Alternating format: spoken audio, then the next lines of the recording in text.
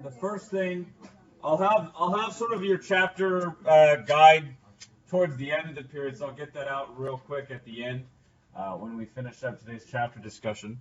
So that'll come up in a little bit. So that was from last week's reading. This week's, if you remember, last week's blog assignment was developing a knowledge question. So you actually did that in class, and then you took those same kind of questions that you began based on sort of an activity in which you just take these three words and put them in a combination. Very, very basic or simplistic way of creating a knowledge question. Here are three key words. Put them together in some sort of open-ended thing, develop the type of question, and maybe begin responding to that using these words, and then kind of connecting it to some type of thesis statement. So very, very simple way of just kind of getting used to the idea of creating your own question and then using that as a basis for research. And that's sort of the next step in developing this question. So the next thing to do is, after you see all these different questions, these are all the different ways in which you guys produced the combination of questions, and I posted this as a list on the website. So feel free to use your question since it makes the most sense to you, perhaps, or if you find one that sounds more interesting to you, or a better sort of description or a better combination of the words, then use that one, because that one will help you do well. So all of these here have kind of similar ideas. In fact, some of them are almost the exact same. This one might have been just two of the same people, and I didn't delete it out. What identity is assigned to you if you associate violence as a basic need to your cultural beliefs? Question needs to have a question mark, little typo there. When does culture honor violence, and when does it reprimand it? Because reprimand should be reprimand. You guys, with your spelling error, you guys need to double check your stuff before you put it up here. From here, no, this isn't me. This isn't you guys. This was not early in the morning. This was you guys maybe late evening or something. So make sure that you always have your stuff double checked before you spell. The spell check is easy, you know. Let me scroll down. How does the differences in cultural identity lead to conflict and violence? Pretty simple one. Okay. But that's fine. That's fine. I pulled these from questions that you guys. No, that's true. I guess I pulled them from the Socrates. I pulled them from the iPad. Fair enough. Make sure that you always spell check your stuff when it's not on the iPad. Okay, I love it. All right. So anyways, choose them, fix them for spelling errors, make it sound correct, and then you can go to the second point of that, which is then to turn those questions into an argument. So how do you move from that question to an argument? What we're trying to do is develop the first two steps of what would be an internal assessment style research, sort of research or college level writing on a topic that you produce, and then go through the whole process. Essentially, you become your own arbiter or your own teacher as you perform for the rest of your class or for your instructor. So you need to have thoughts, and you need to get excited about topics, and you need to get passionate about things that you know affect you and other people and in culture and society. So you need to kind of get that sort of passion started. And that's really what theory of knowledge is supposed to give you, at least the toolkit, in order to feel that passion. Again, as IB students, I can't underscore it enough how important it is for you to be those unique people in your culture, in your high school culture. So you need to take this topic of violence, culture, and identity, as sort of sterilized as those terms sound when I just require you to make random questions. They do connote quite a bit of emotion, quite a bit of intensity. Think about things that we've seen recently regarding violence, okay, and how violence exists in our world today, and what it means and impacts us as people. So I need you to take your initial thesis statement. Maybe in a sense, this is not necessarily a thesis statement, but just maybe a hypothesis as to how these things kind of exist in generality, and actually start putting concrete legs to it. So take your thesis statement and revise it, but use some real life situations at this point. So you need to be keeping in mind, okay, I'm going to be focusing my idea of violence, culture, and identity based on this question. And then I need to take that and kind of include it into sort of this idea of school shootings. or Islamic terrorism that experienced in Paris, and how do those ideas now relate to the question in concrete ways? Again, giving it legs, giving it something where you can start moving in a direction, moving into added steps. Focus on then the claims and counterclaims to a new thesis statement in which you are incorporating those concrete details. So your question then, you're almost modifying the question. You're keeping the question as it is, but you're actually thinking about real life situations to which that question applies. And then your thesis statement should have something to do with a claim about what you think about those real life situations. Keep it, don't do too many situations. Maybe just focus on one situation or one topic within the subheading of violence, right, or culture identity. Think about one area and think like, how should we think about this topic? What would be an argument for or against? What am I trying to present?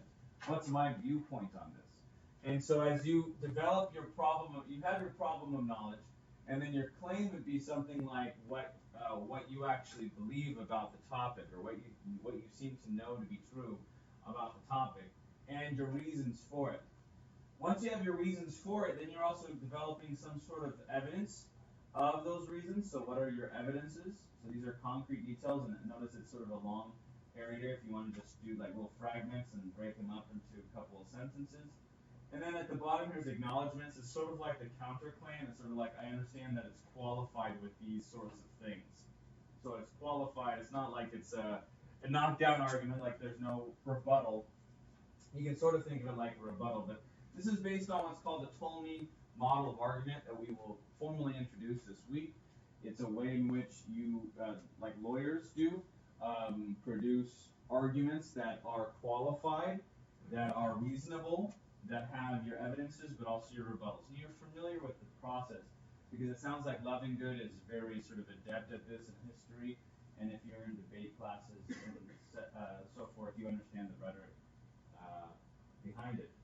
So but for my class, it's more about the practice of moving from a problem of knowledge to evidences, and so you're able to, at some point, we're going to go to the next step, which is then drawing some TOK principles out of your arguments, so that they apply to many different situations, not just the ones that you're talking about. So that's sort of the point here. Big point of it here is that you have citations. Okay, so that I really want you to know where you're going with things based on evidence. So it shouldn't just be your opinion. You shouldn't just be writing, I think this because, I don't know, I like the color red or something. It needs to be really that you have some real citation that's not just some random Google search, but maybe from a legitimate source as much as possible. Maybe this first time you're going to kind of flounder with it, but we'll get better and better at it, and faster at it. What are your points about this? Where do I find the information? Is it going to change my claim? You know, that sort of thing as I do my research. Will I have to modify the whole thing? Or maybe I won't modify it. I'll just know in my acknowledgement that like these evidences are overwhelming my claim. They feel like they're more that, and then in our discussions about it, you might say, well, I came at it with this claim, but as I did the research, I realized that my claim is a lot weaker than the acknowledgments I made. And that's totally legitimate too, to change your view. In fact, that's a great thing to have that happen. All right, so violence, culture, identity. Choose any topic you want on that regarding categories of those words, and you'll be good. Another blog topic, this is due Friday, so notice that one was due on Monday, so you have a full week, including the next weekend, to complete that argue it out. This blog topic, very simple. All I want you to do is either have someone online or a friend or a family member or somebody sit down, and I want you to, even though you might agree with something that they say on a position, it can be anything you want, politics, sports, whatever, see if you can find a logical fallacy in something that they say or do. And it can be an informal one or a formal one, depending on what they do. I think we just had a Super Bowl, I think. I haven't watched that. But I hear it was pretty interesting to a certain extent. Do you ever know anyone who sort of becomes a Super Bowl the Seahawks fan or a Patriots fan right at the day And then they almost will pretend that they were that all along. That's called a bandwagon fallacy. So if you know someone who did that, that could be your example. Now, I don't want all of you going out and finding your Super Bowl friends just to get a bandwagon fallacy if you're not really interested in sports. If you have something else, though, look for that, okay? So you're trying to find sort of a logical fallacy in the way in which somebody did something this week or in the week to come. By Friday, I need you to just write that position and what they said and to analyze the fallacy. So it's about a 3-sentence thing. It's very simple, very basic. You can probably make it up, but I won't know. Okay? So if you're really worried about like, Mr. Morris, I didn't talk to anyone and no one said anything logically fallible. Okay, make it up. You know, it's like a Cassie. That's somebody who impacted your life. I don't know. It's just my father. You know, I can talk all this stuff. How great, you know, he was a World War II veteran. I don't know. Kind of wrong era or whatever. Yeah, just making stuff up. Yeah, anyways. So just to let you know, it's okay to do that. I want you to identify if you can actually find from a real life quote some type of fallacy with that, and begin thinking about it. Lastly, and I know this is a lot of extra little routines and stuff. Another quick little worksheet here. This one is a bio based on a philosopher and his sort of position. What are some of the main topics by which various philosophers are known by? And so why I want to include this idea as well of developing an understanding of philosophers, not just the topics, but actually the people, is because oftentimes the ideas that we come to in our chapters or our textbooks actually are derived from very prolific people in the field. And all other fields of academia sort of have their superstars, and so do philosophy. Philosophers themselves have these very intense, prolific careers. And we're going to start with one of the earlier ones. His name is Rene Descartes. We'll start with even literally the beginning, the week after, with Plato. So we'll go even further back, Socrates, Plato, Aristotle. But Rene Descartes actually starts us off pretty well with an introduction to like a solipsist type argument. How can I know anything at all? And so it just kind of starts with this topic of what if nothing actually exists at all, and how do I even begin to know anything when I can't know that even I exist or even you exist? And so his sort of main contribution is this interesting theory about how I exist, that I doubt, therefore I exist, or you might hear it as I think, therefore I am, just kind of a mistranslation. So you want to look at what Descartes was sort of all about here. Look at these topics here, interpret them as you see fit. Motivational problem is something like what is his main problem that he's trying to work on. Ideas and evidence, what did he think about that problem and what did he use as his evidence? Narrative and anecdote, is there any interesting or funny stories? Google, just type in weird, story about Descartes or something like that. Oftentimes these characters, and you saw in Plato and the Platypus, if you read very closely, they have these kind of interesting anecdotes about whether they were true or not is different, but taking characters and kind of setting them in scenarios kind of helps to sort of personalize them. The reason why you're doing this again is that in philosophy or in your papers that you're going to write at the end of the year, you want to make sure that you are able to just sort of offhandedly talk about philosophers in such a way as to apply them to various situations or various title questions.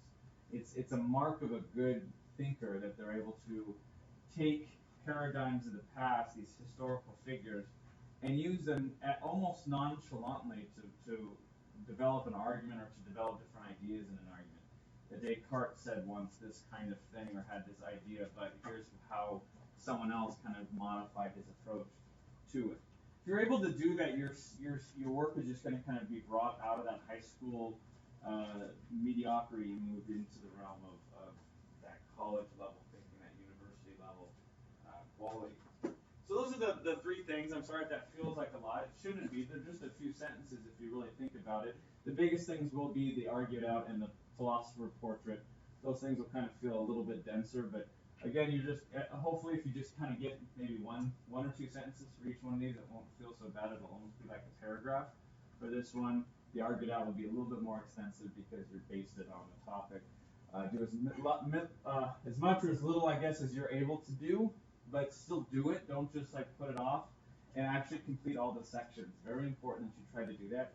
Citations, acknowledgments, these kind of things. That way you have something to say in class. Because then the most important thing will be, can you articulate a position based on these topics? Because you want to be able to outperform your neighbor. Mesh post 2, you want to have by next weekend, you have an actual discussion of all your classes. So get one of your classes. Should we assign the class, or should we go into like still do a free choice on this regard? Let's just keep it a free choice until I start seeing all of you talking about English or something like that. Try not to do that. Try to do something that you think is unique. All right. So if you haven't thought about that before, I noticed we had a little bit of history, but if there's some other type of like math class or something that doesn't get represented, that would be good as well.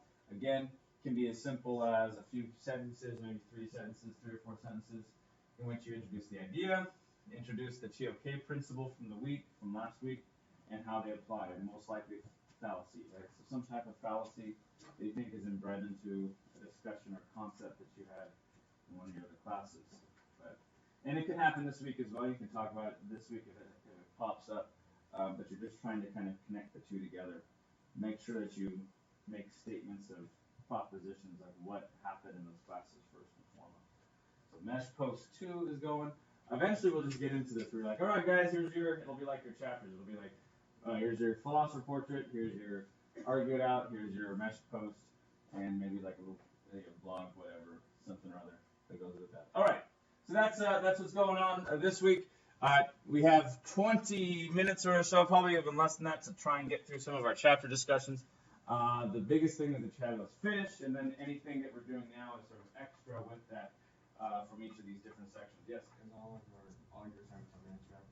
I haven't put them on there yet for like due dates, but I'll do that today. So you'll start getting those in. So hopefully you wrote some of them down in your TOK guide. Okay, here are the things.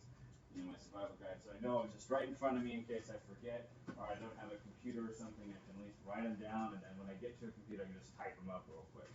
So that shouldn't be a big deal. All right, guys, time back to chapters. Let's start with the first sections here. Whoever had the first section, just begin talking and go quick, please. Just a few minutes on each section, and you guys can write down the key points. Make sure you're thinking in terms of people writing down notes, so that they're able to do that quickly. So what should they be writing down from your section? Nice and loud and articulate. You can begin. Go ahead. Alright, so we started off with the chapter of reason. And basically it's just saying that reason is used in an everyday, if you know it or not. It's basically, it's going to help us identify which way we reason. And it goes on to deductive reasoning and inductive reasoning, which is more sort of already run over. So okay, good. So yeah, we can skip that. Inductive, deductive. Make sure you have notes on that. You know how to apply it. Continue. Then we go on to deductive arguments and symbolic logic analysis, which is basically saying any argument consists of statements, which is a sentence as true or false. Mm-hmm. And then it talked about arguments, which is a combination of statements such that a given set of premises leads to a conclusion. Logical arguments can be deductive or deductive, and each argument has a major premise, a minor premise, or a conclusion. And an example of a major premise is if Mr. Mustard is elected president, then our taxes will be decreased. And a minor premise of that would be Mr. Mustard is elected president, and the conclusion would be our taxes will decrease. Unless that politician, what's his name, Mr. Mr. Mustard is a liar, like most politicians. And this has to Then in which case your taxes won't decrease. There'll be an adjustable tax rate income that'll probably just screw you out of more money, which is what politicians like doing. Okay, sorry. And then this has to do with the if P then Q and the P or the Q. Okay. Which we learned last week. Yeah, we talked about the syllogisms, right? Syllogisms. So simple thing, basic. All right, continue. And it goes on to say what a valid argument is. A valid argument is a logically correct argument. So notice that it doesn't say has to be correct, it just has to be logically correct. Yeah, and what do we call logically correct versus actually correct? What is the difference between the two? There's actual words to talk about, Luis. What do you say? It's sound argument. So it can be valid as logically true. It's sound when it's actually true. And there's an example of an incorrect argument, but it's logically correct. It says the moon is made of cheese. Miss Oregano's pet wiener dog is part of the moon. Therefore, Miss Oregano's wiener dog is made of cheese. So it's logically correct. The statement is just totally false. It's false, right? So there's a limit to what formal logic can actually show us about the world. Good. And then it goes on to invalid argument, which is basically an argument that is not valid. It's also called a fallacy. And our reading it like ended like right when they were about to go into fallacies. Okay, that's fine. So introducing what a fallacy is, and so we continue. Next group. Yeah, our page numbers were 101 to 106, and they focus mainly on the different fallacies. So I'll introduce the first one. It's the disjunctive syllogism, which basically states that if you know one statement is false and one statement is true, then if you are given a false statement, then the other must be true. And an example of this is he will stay at home to study, or he will work on his task at school. He did not stay at home to study, so he worked on his task project at school. But you all do. You all work on your CAS projects all the time. Any little free moments you have. Like CAS. That's how I did. Very good. Destructive syllogisms. Okay, continue. It moved into inductive reasoning for whatever reason again. They cover that, but it basically says generalized conclusions drawn from pooled evidence. But you have to be careful when using inductive reasoning because you don't want to make broad generalizations based on just what you know as a person. Right. Perfect. And then it mentioned three fallacies that we learned in our lecture. So one of them is the argumentum in terrorem, like terror. So it's an appeal to fear. And the other is argumentum ad verecundiam, which is an appeal to authority. Yeah, don't be too fooled by these Latin terms. There's a lot of them here, and you can just learn the regular version of it unless you want to be fancy with your shouting the Harry Potter spell on people. Sorry, continue. The last one, argumentum ad misericordiam. It's spelled MISERCORDIAM. Misericordiam. How do you say it? Misericordiam. Like misery. It's like the key phrase. It's appeal to pity. It's an appeal to pity. Yeah. Sorry to interrupt you. Okay, so those are the informal fallacies that are discussed in the chapter. Next group. Our chapter starts off with life's moments and unreasonable thinking, and basically uses this to set up the next part of the chapter, which is the reason, emotion, connection to an area of knowledge. Basically, they start off giving examples of how people would use the fallacies introduced in Louis' chapter in real life, and then it goes on to how your emotion, whether you realize it or not, affects your reasoning in everyday life and how it affects your common sense. Good.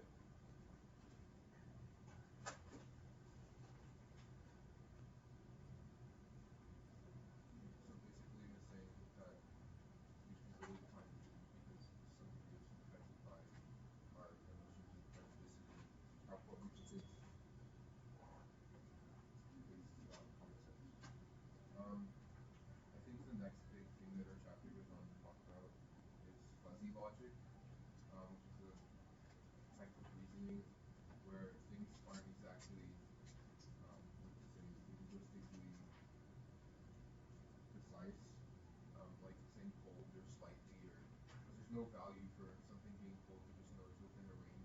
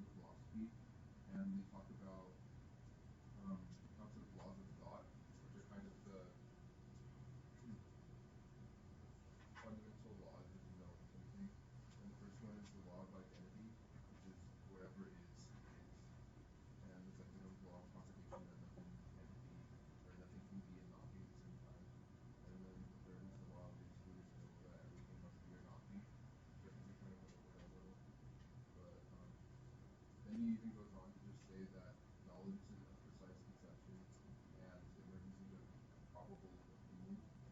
So basically he's saying we can't really have boundaries or guidelines to knowledge because it's not even a precise concept. Yeah, it sounds like sort of like your chapter. If I were to summarize your section, those are good specific concepts here that you're pulling out. Would be the idea that because of emotion and because of how logic sort of affects the real world of my brain, when I go to make decisions or opinions, we appeal ultimately to this idea of the continuum of thought. So, for instance, I I believe certain things based on facts that come at me, and I sort of use those to help build my, based on my experiences of the world, my sort of conception of it, and that helps make sort of predictions as to how I'm going to behave for the future. Sometimes we call these things prejudices or behavior sort of as a discriminatory feature, where I learn to not do certain things or avoid certain things or understand certain things implicitly without actually looking at them again or freshly or unbiasedly. And this is sort of how formal logic is just a starting point. It's not like I can reduce everything that I know down to formal logical syllogisms, because ultimately, even though that's an important skill to be able to try and do in formal debate or other types of venues where I'm asking you, Natalia, you said a lot here. Could you reduce your ideas maybe down to just a syllogism or some basic thing that we can maybe discuss? That would be maybe a good way to talk about a debate or to help challenge somebody.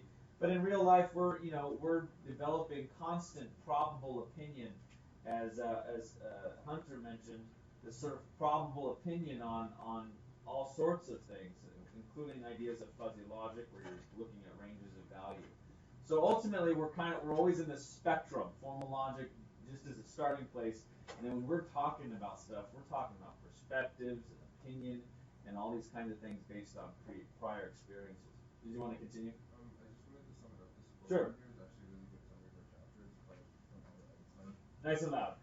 It's this quote from Albert Einstein that sums up our chapter. It says common sense is the collection of prejudices collected by age 18. So Perfect. Einstein says it correct all the time, it seems like. He's our genius of the 20th century. Common sense is the collection of prejudices collected by the age 18. It's kind of an appropriate quote for you guys, since you're kind of bordering on that 18 age group anyways, that this might be the formative years of your life. Who and what and how are you going to believe what you believe about the world may actually influence you for the rest of your life. It'll be hard to switch it up. I think that age has sort of added a little bit. I think it's more like by the age of 23 or 24. Why is that? Why do you think we sort of delayed that process a little bit? Just a little bit. I think university is a pretty big place where people, it'll almost be like you have your prejudices at 18. By 24, you'll have completely different set of prejudices. Or you might be upturned, because that's sort of the new paradigm of upturning old prejudices in university. Not that that always happens, but it seems to happen. For me, my prejudices were kind of switched around a little bit, not even in college, but in career, in my life, sort of as a family. So these are all interesting perspectives to have as you change.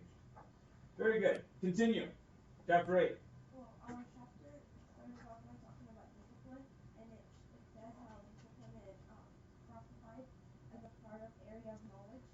Okay, so we're learning about areas of knowing right now. And how it's split into 6 parts, which were language, second language, individual and society, experimental science, mathematics and computer science, and the arts. And it says that it's based on the discipline, based on the knowledge is what leads to knowledge and discipline. Right.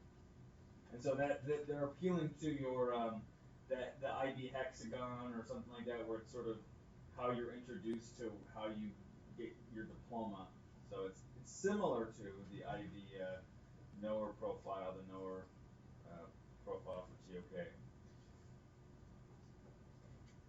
Okay, continue. There's also discipline as a culture and its metaphor, which helps make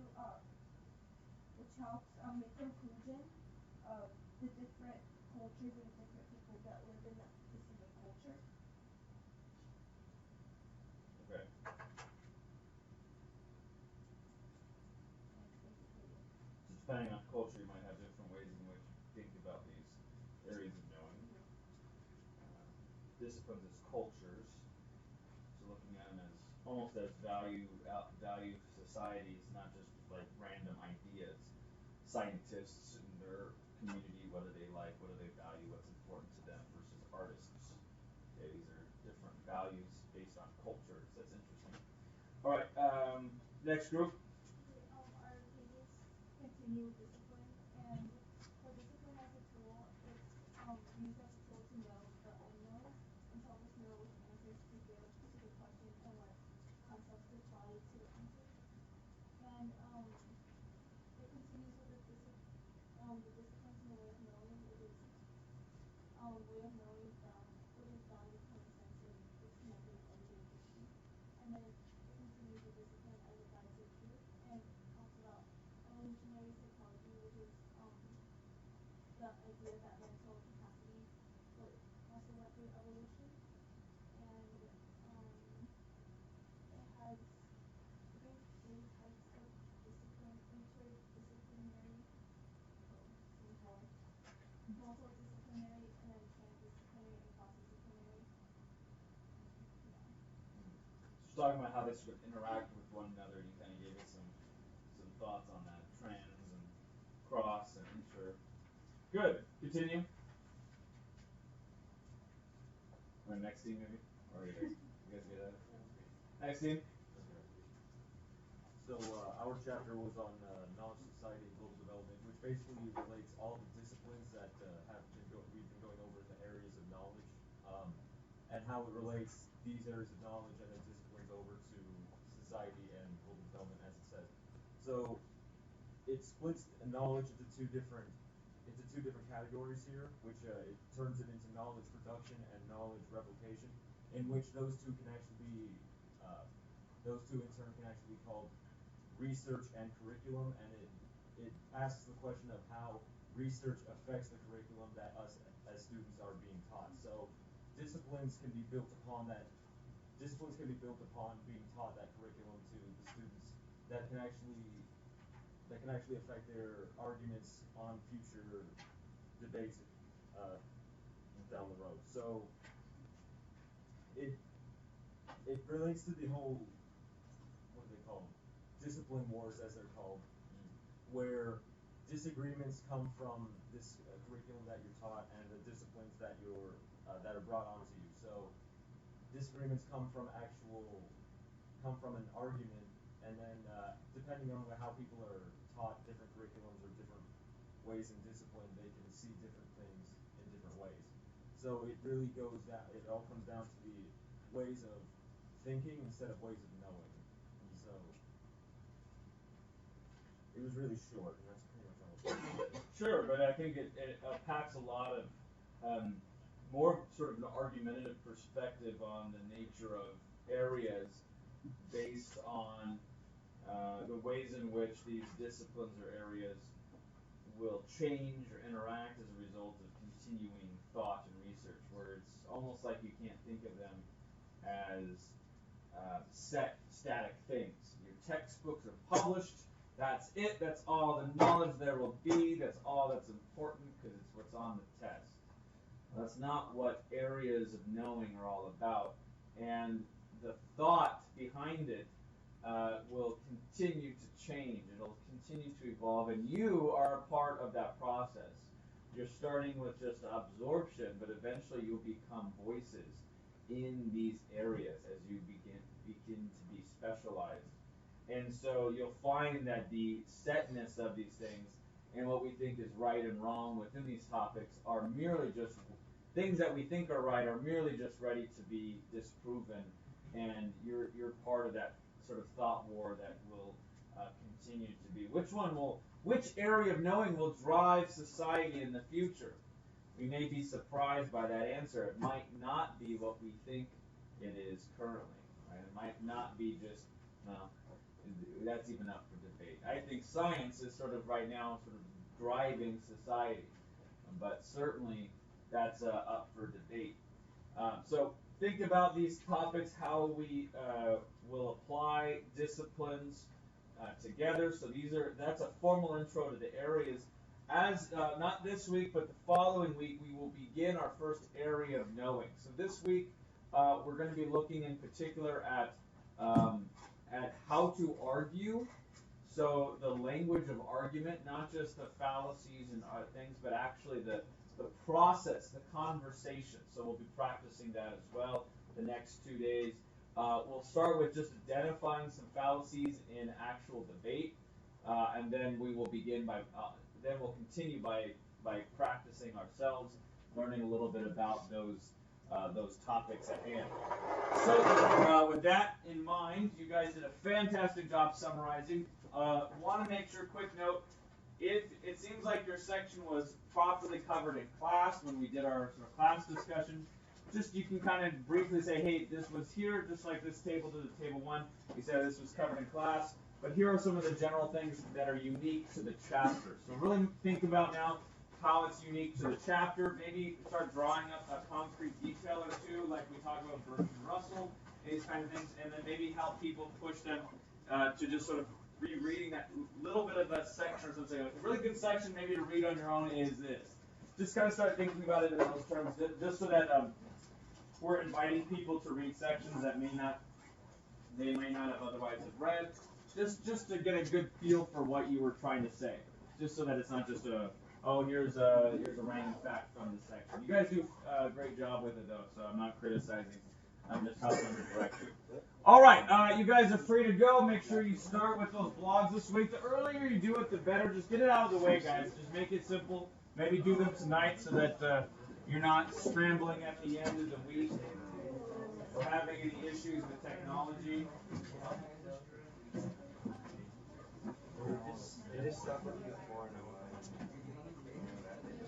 You guys late today? Real quick, it was just actually wondering, something has to do with the progress report that we recently got. Sure. It said that I didn't actually turn in that the Prezi thing bio was missing. Okay. Did you do a screenshot and put up on the management assignment that goes with that? Oh, there's supposed to be a screenshot. Yeah, just make sure you do a screenshot and then just have that section. The reason is because it would be very difficult for me to go into everyone's different Prezes and like find where it is. That's going to be really like the product is for you guys to use and utilize and manipulate. The assignment for me, the way I'm going to grade it is using a screenshot on Instagram. It's more formal. It's easier for me to. Got it. Okay. It's like a turn in. Okay. Okay. I missed that. No worries, and you'll just say your name once and everything. It's great that you did. Yep. Good job today, guys. Awesome thinkers.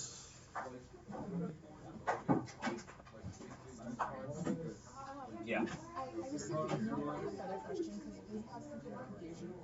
The Sure. blog post regarding the violence, cultural identity. Oh, let me pull it up again because I'm pretty sure it's due next Monday, correct? So that's just a simple, like a real basic one. That's a blog. The Argue It Out, which is the actual worksheet, will be due on Monday. So you've already done like the blog with that, which is just answering a question. So that was next week. That was last week. So like there was a blog comment on the website that had a list of questions that you guys produced in class, and I just wanted you to answer that question in like a thesis statement or something. So that was due last week. Did you find this paper when you upload it to ManageBack? Yes. So I will have it on ManageBack when I create the assignment, but you can actually get it from the Dropbox link on the front page. So it's there too inside each of the different folders. I've copied it every single time. So there'll be several places for you to get that. You can also just because if you're using it on an iPad or something, it might be weird to manipulate the boxes and that sort of thing. If you just have that and you look at what it's about and then just do it on your own just as a bullet or something like that, that's fine as well, as long as you have the different categories. And then the meshes and everything are on your website? Yeah, I will also have that. I I haven't formally put those up yet, but you'll get them by the end of the school day. Okay. So it's this one right here, the blog question. So then the comments that go with that. So you know, it's due tonight, so you're fine. But I just people have like chosen one of the questions, one of these questions here, and it just began to write on it. So like a thesis statement. So I said find the type of question and a thesis statement. So sort of like your first move. From there, you're gonna modify it to include some real life situations using the using the Argue It Out worksheet. So, yeah. Mr. Morris, how are the art history kids this year? They're good. Because they're coming in, so I can't say otherwise. No, they're really they're on it. I'm pushing them hard because. What was your percent last year? You know, it was low. But it was lower than the year before, and it was not for any like bad reason. It was just I had a lot more students take it, so that a lot of students have a high level of confidence. So, but maybe didn't always study as much as they should, and maybe just not ready. But I don't want to completely dismiss the accomplishments because I had several students. I had 2 freshmen get 5s, which is like amazing and unheard of. Yeah, first freshman 5, and I got 2 of them had 5s, and then I had lots of 4s. I had like 10 4s. So there's some cool stuff in that very fact. But if I were to drop, like, there's another statistic that I always identify, because I'm not like certain AP teachers. There's always different philosophies. Like if you have an F in a class or a D in a class, some of them really discourage you taking the test, but I don't. I encourage everyone to try and practice and experience the test, even if they're not going to pass it. So if I were to drop all the students who actually had F's, D's, and F's that took the test, then it might actually have been a higher percentage. So that's an interesting. Most basically told people whether he thought they should take the test or not. Yeah, and I will give my honest opinion about whether they'll pass or not, but I don't necessarily say like should you take it or not. So especially as freshmen, you guys should experience it. Yeah, take it. This guy got a 3 on. So. Good for him, he passed. He passed. Yeah. No, 3s are great. 3s get degrees, man. That's my motto. 3s get degrees. So that's No, but even if you feel like you're not, I don't care about school. I'm not talking about this art history, man. We don't talk about. Go explain yourself. No, it's all about. Who's on the bandwagon? How about that Katy Perry though? How about those Shark Hands? That was pathetic. I did not. I literally read. I was reading through Reddit and it was like, I was like, oh, I should that's reference that. Everyone will know what I'm talking about. How about those Shark dancers though? Yeah, they were really good. That was actually Wasn't it crazy? I mean, when the Patriots did their thing, you know, when they're touchdowning and they're downing the touchdown. And then that interception, I mean, am I right? That was I heard about that. That was lovely. That was not an interception. What are you talking about, Lauren? That was Into his hands, he got lucky. Pure He got lucky. That was not pure skill. That was actually a stupid pass done by Russell Wilson. Jeez.